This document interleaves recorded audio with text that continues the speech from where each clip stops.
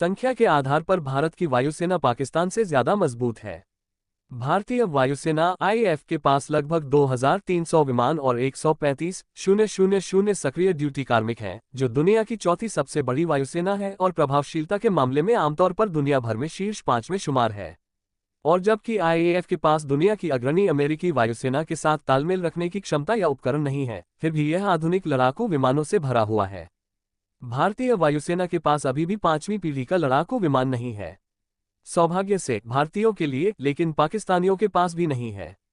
भारतीय वायुसेना के पास कई विश्वसनीय चौथी पीढ़ी के लड़ाकू विमान हैं, जो ज्यादातर रूस और फ्रांस से आयातित और लाइसेंस निर्मित हैं। Su-30 MKI, डसॉल्ट राफेल, मिग-29, मिराज 2000 और मिग-21।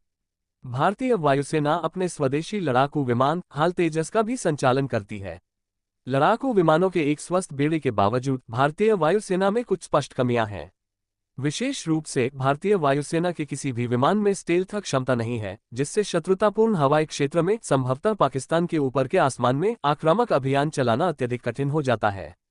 पाकिस्तान के पास दुनिया का 7वां सबसे बड़ा सैन्य विमान बेड़ा है। और जबकि बेड़े का आकार जरूरी नहीं कि प्रभावशीलता के बराबर हो, पाकिस्तान वायुसेना पीएएफ को आमतौर पर दुनिया के शीर्ष 10 हवाई बेड़ों में से एक माना जाता है।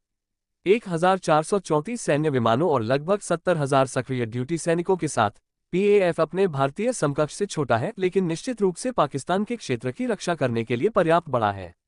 पफ बेड़े का ताज अमेरिका से आयातित 75 F-16 फाइटिंग फाल्कन है।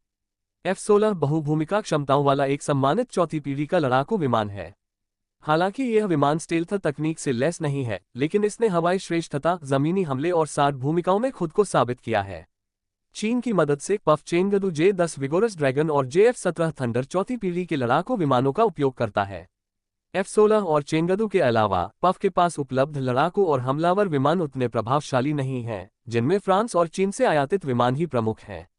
तीसरी पीढ़ी के डसॉल्ट मिराज 5 और मिराज 3, जो पहली बार क्रमशः 1967 और 1958 में उड़ान भर चुके थे, अभी भी पफ के रोटेशन में हैं।